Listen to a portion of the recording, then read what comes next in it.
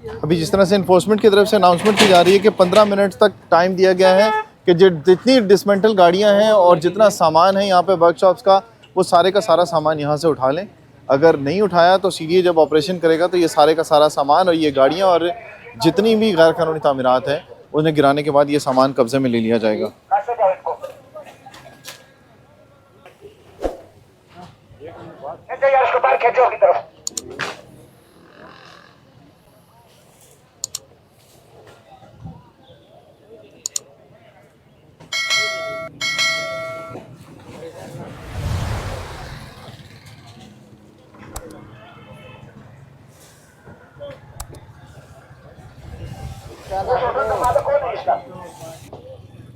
ये वही कहने का राशन में अभी हम देर के बाद आपकी तरफ आ रहे हैं कि अभी जो सेंटर करिए तो उठाया जाए यहाँ पे बातें खाली करें। अभी इस छप्पड़ होटल को ख़त्म करने के लिए आधे घंटे का टाइम दिया गया है कि जितना सामान इनका पड़ा हुआ है ये सामान अपना उठा लें और उसके बाद सीडीए दोबारा आएगा और इस जगह को देखेगा।